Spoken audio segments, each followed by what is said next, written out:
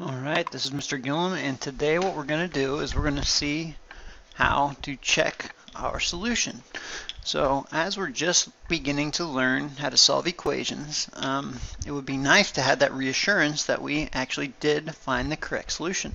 And so that's what we're going to learn today. We're going to learn how to know for sure if you did come up with the correct solution to the equation.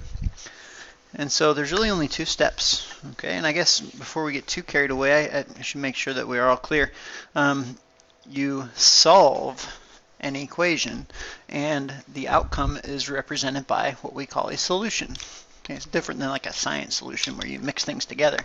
So a solution is the answer to an equation, okay, or the value that makes the equation true. So there's two things that we do. The first thing is we solve the equation and we find what we believe to be the answer. Now, in solving the equation, there might be a lot of algebra steps, and so a lot of opportunity to make a mistake. So what we're going to do is we're going to solve it. We're going to get what we think the value is, and then we're going to go back all the way back to the very beginning of the equation before we've done anything to it. And we're going to use substitution to put in what we think the answer is. If we simplify both sides of the equation and it makes a true statement, we know that we found the solution. All right? So I guess the best way just to learn how to check your solution is by jumping right in. We're going to try each of these two things, each of these two values, into a simple one-step equation and determine which one is the solution. Now, we've been practicing one-step equations, and so we can probably either mental math, if we think of it like a balance, or through algebra solve and know that x in this case should be 6. But I want to show you an example of what it looks like if it's not the solution and you made a mistake as compared to if it is the solution. So the first one I'm going to try is x equals 7. I'm going to go back to my original here, my equation, and I'm going to take out the x like I'm changing a tire. I'm going to put those blank parentheses in there with nothing inside of them, and where the x used to be, I'm going to put the value I believe x is, 7.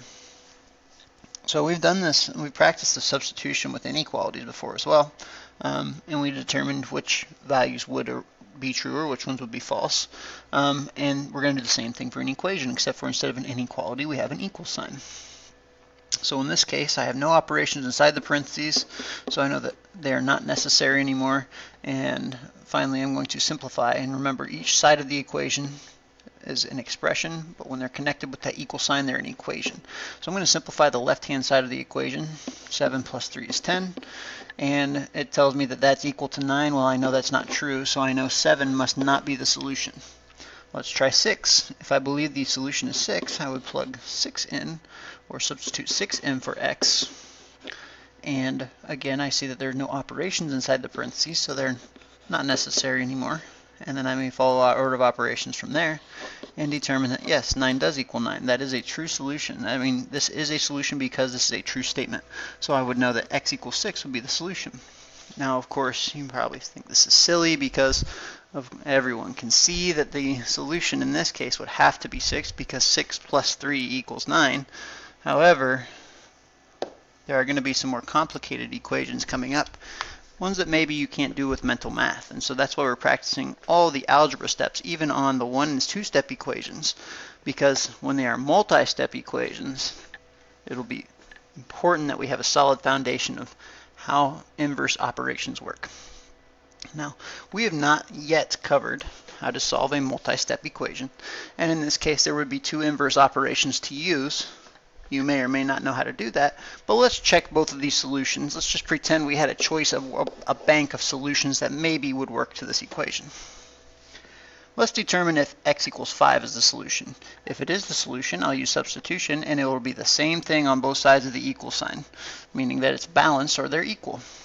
So I'm going to start by rewriting the problem exactly the way it is, with every symbol in exactly the same spot except for the x value, okay, the variable. I'm going to put empty parentheses there. In this case, I'm going to check to see if 5 is the answer or the solution. And I'm going to plug in or substitute in a 5 where the x used to be. And now it's a matter of following order of operations. And so sometimes we can do more than one step at once, but for today I'd like to really just do every little itty bitty step. Order of operations says that we do what's in the parentheses first, and I notice that there's no operations inside the parentheses, so I know they're not really necessary. So I'm going to rewrite this as 3 times 5 plus 4 equals 10. Now I'm looking for any exponents, and I don't see any in this equation, so I'm going to move to multiplication and division. Well, I do see multiplication and division, in this case 3 times 5, so that will be the next step that I take. And you can probably see by now that it is not the solution, but we're going to practice all our steps today. And then finally addition, 19 equals 10. In this case, that's not a true statement. 19 does not equal the same as 10. That's not balanced if you think of it as a balance. Okay, it's not balanced, so it's going to be tipping one way. And so we know that's not the solution, so let's try another solution. In this case, it gives us x equals 2. Let's take a look at if it were x equals 2. And again, I'm just rewriting the same exact equation here, except for I'm going to change out where the x used to be. Put those empty parentheses in, and I'm going to, inside those parentheses, I want x to be 2. And again, I'm going to follow order of operations. Inside the parentheses, there's no operation, so I'm going to go and rewrite that as 3 times 2 plus 4 equals 10. And multiplication and division would be the next step in the process of order of operations. And as you can see, we would come to the conclusion that 10 equals 10. Well, that's a true statement. So please make sure you're not confused. 10 is not the solution. 2 would be the solution, or the value of x that makes the equation true. So we would say that x equals 2.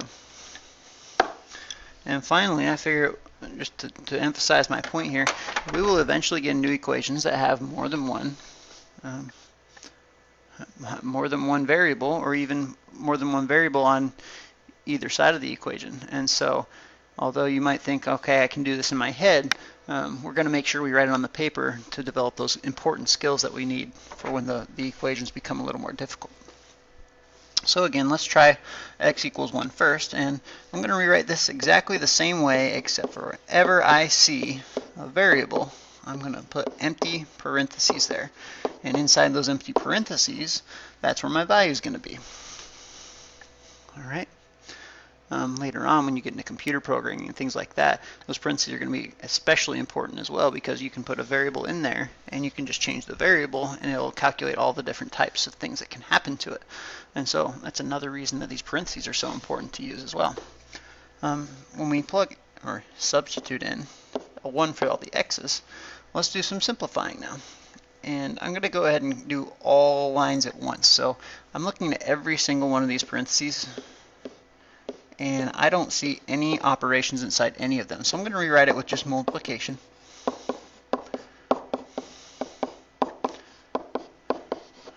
Alright, and I don't see any exponents in either side of the equation.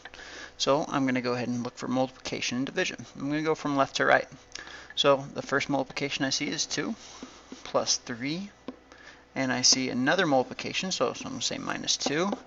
Equals 6 minus 3 minus 3. Alright, and that's where the 6 came from, that's where the 3 came from, and there's the 3. You can see my operations stayed exactly the same. Alright, now I'm going to combine like terms. I see that we have all constants. I'm going to go from left to right, making sure that the sign in front of the term stays with the term. But addition and subtraction happens from left to right, so let's do it in that order. 2 plus 3 is 5, minus 2 is 3. 2 plus 3 is 5, minus 2 would be 3. 6 minus 3 is 3, minus 3 is 0. So it looks to me like when we tried the solution of x equals 1, we got a statement that is not true. So I know that x equals 1 is not a solution. Let's try when x equals 2.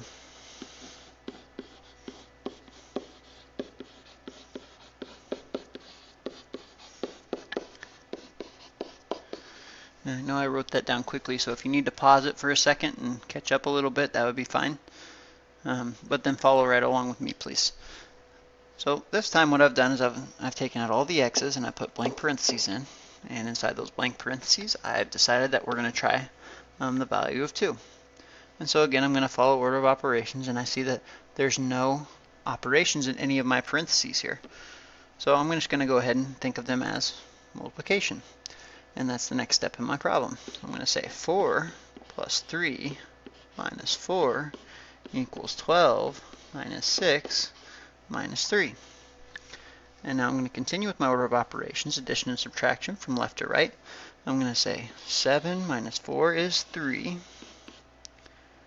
6 minus 3 is 3. And so you can see that this equation is now balanced because 3 is equal to 3. We would have a nice balance here.